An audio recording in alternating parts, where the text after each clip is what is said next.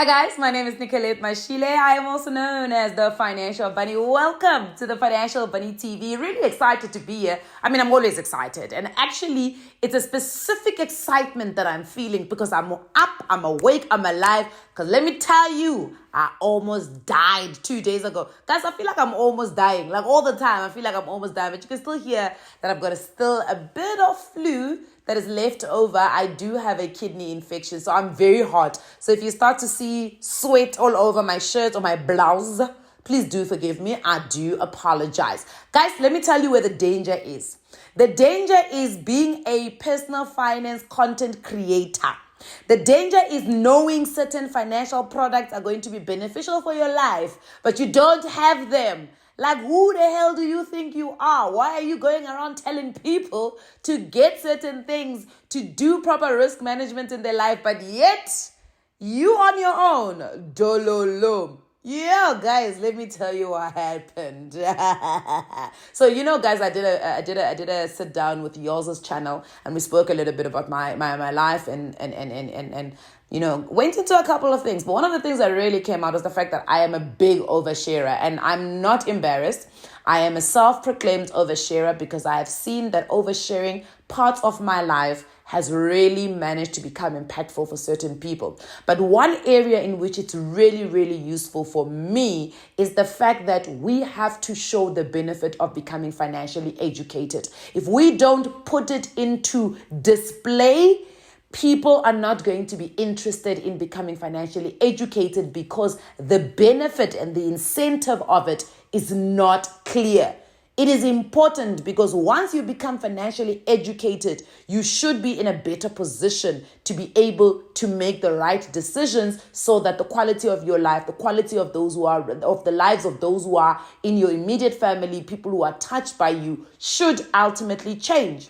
However, if you're sitting with all of that knowledge and you're not doing anything with it, and people are like, yeah, this person's only telling us about budgeting and what, but there's no real evidence in your life that you yourself are budgeting, that's where the problem comes. And I realized this the other day. So as I was telling you guys, and let me be fair. Let's be fair, you guys know I don't overshare my private life. You all don't even know who I'm dating. So please, you guys know I don't overshare my private life. I don't have a reason. There's no reason for me to share that part of my life because it's not going to impact anyone's life. It's not going to change anyone's life. And even when I overshare about business and entrepreneurship and the moves that I'm making, I'm not even worried about that. I'm not worried about people casting their spells on it, people or whatever it's called, because there's no way you're going to touch my steps that have already been counted and ordained by the good Lord. So I am not afraid of that. And before I get into a prayer, I got to remind you guys that nothing that is said on this channel or on this specific video constitutes as financial advice. If you are, however, looking for financial advice, please do speak to somebody that is certified and registered with the FSCA. So let me tell you, on Saturday, guys, so a friend of mine invited me to brunch. So I went to brunch, but I was feeling fine. I was fatigued from the week because my week was very hectic. It was Zambia, then it was Cape Town. Then I had to come back and catch up on a whole lot of things, right? So I was a little bit tired and a little bit fatigued because even right after coming back from Cape Town, I had to jump straight into content creation, right? So I didn't have time to really rest. So I slept on Friday night. I didn't go out. Saturday, I get this invite. Do you want to do brunch? I'm like, sure. But I felt a little bit more rested than I had done or had felt in the week, right? Okay, sharp. We go to Uko. By the way, check out Uko. It is at Nicolway. Absolutely fantastic. It's run by a gentleman by the name of Man Manal with an amazing team. They've just won an award now. So I don't know what the award is, but it means that they've got great and amazing food, but also good vibes, right? And if you want to get great pictures, absolutely great scenery in their restaurant. Ooh, I just plugged a whole Uko without being paid. Gotta think about this. What am I doing? Anyway, sorry, I digress. So we go to Uko, we're sitting there, and I can feel, man, something is not right. Something is not right. Even when, to be quite fair, I should have spotted the red flag. Because when I put on my makeup to go to Uko, my makeup was not sitting. So I thought maybe it's the hairstyle. I had one of those hairstyles that it was like styling gel with the big afro hair at the back. And you know, once you get into wigs, you start thinking other hairstyles don't look nice. I don't know. It's me. And I know that when I look at pictures, I look much more younger and prettier with that hairstyle than with the wigs. But it's a psychological thing. We must talk about it on another day, right? So anyway, but makeup being the makeup was not makeuping, and I knew something is wrong. But anyway, as we do, you know, we pretend like red flags don't exist. So we go to Uko, we're having lunch, but I can feel, man, something is not right with my body. In fact, I felt like I had a hole in my stomach. You know when you feel like you've got a hole in your stomach? So I thought maybe I'm hungry, so keep eating. Keep ordering those small plates. Keep ordering. I ordered a main meal, and I'm just not getting to a space where I feel good. Then my body starts to ache, like my lower back is painful. So usually my friends know, and they'll ask you, if anybody is close to me, if you don't know this, let me give you a test about how well do you know Nicolette. If you don't know that I walk around with deep heat, then you don't know me that well. Because I walk around with deep heat because I've got an inflammatory disease, right? So if I eat anything with sugar, if I don't eat early enough, I get like these pains in my they're like in my muscle, tendons, joints, angazi. Listen, doctors have been defeated by this disease of mine. Anyway, so my friend is like, oh, do you have deep heat? I'm like, no, listen, this pain is not in my muscles. It's not in my tendons. It feels like it's inside my body. You know, you feel like, at first I thought ovarian cysts because I've had ovarian cysts before. And then I'm like, no, man, it's more lower back. And then I'm like, could I be pregnant? Then I'm like, no, there's no way. Look, I can't be pregnant unless I'm married, you know. I am a chosen one by God, but I know I'm not pregnant for a fact because it's not possible. Scientifically, it's not possible. Biologically, it's not possible either. So I'm like, okay, no, I'm definitely not pregnant. So what is going on? You know, I've got this pain. Anyway, we stayed a bit longer than we should have at Uko, and we actually ran into the load shedding schedule. So we get load shedded. We're getting load shedded at 6 to 8 o'clock. So I say to her, let's chill until like maybe 7:30. Then we can leave so that when we get home, as we arrive home, at least our load shedding will be over and we get electricity. And rightfully so, that's what happens. I get home at around about 8 o'clock. I jump into the bathtub because I'm thinking maybe if I heat my body, you know, as black people, we believe in ukshisa umzimba, to burn the body with water. Perhaps maybe you will feel better. So I burn my body with water.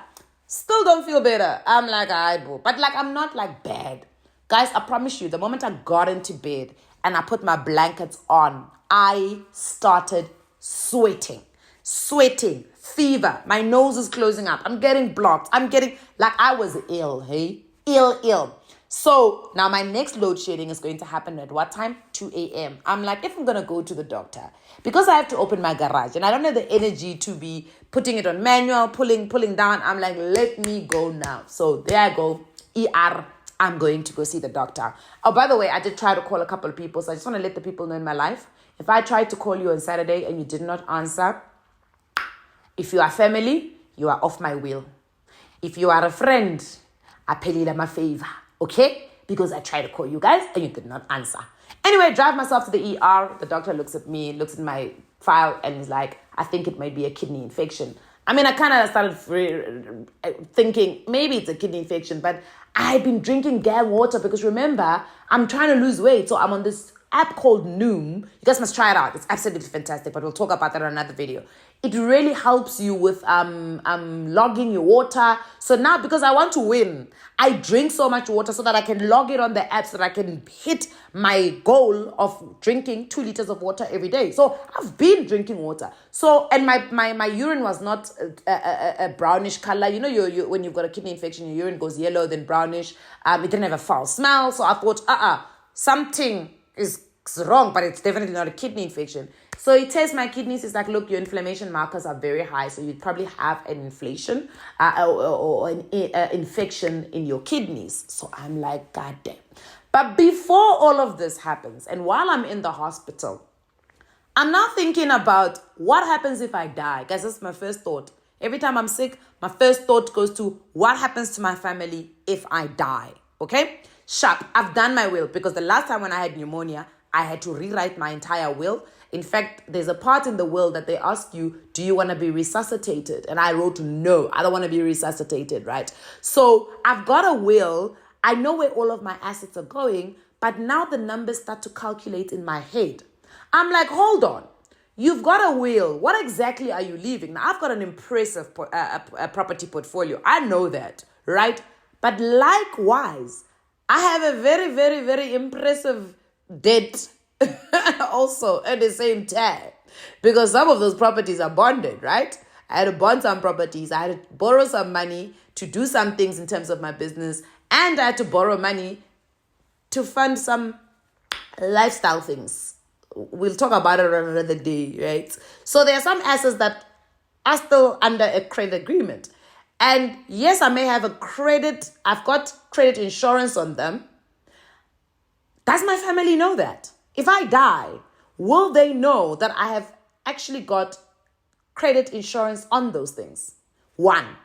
2, I don't actually have a bond or a bond insurance. 3, which was a big shock to me, I don't actually have an existing life insurance cover. I've inquired, by the way, and I kid you not, I've had conversations with Adele Barnard, absolutely award-winning financial advisor, one of my favorites. I've inquired with her, but I've never gone through with it. So now I'm calculating, I'm like, okay, hold on. When they wind up my estate, will there still be enough money to take my 2 children, basically they're my kids because they're my sister's kids, it's my nephew and my niece, will there be enough money to take them to school? Will there be enough money? Because one is 3, the other is 1. Will there be enough? If I were to die today, my life insurance doesn't exist. So they are holistically dependent on my asset, which means they are holistically dependent on my net worth. So we're taking my assets, we're minusing the liability. Is what is left enough? Can I get buried? Yes. I don't even need a funeral cover. There's enough money. I'm liquid enough to even get buried. But is that money enough to be able to take my 2 kids that I have right now through school, primary school, university, give them the things that I would have wanted to give them if I was still alive? Guys, I went into shell shock. And I was like, nah, what type of personal finance creator am I? Where I'm sitting here telling people about getting life insurance. I'm telling people about doing, comprehensive risk management. Yet the one and most important asset in my entire life, which is me, Nicolette Mashile, the most important asset in my life, my entire life, my ability to actually derive an income is not covered. I actually don't have myself covered.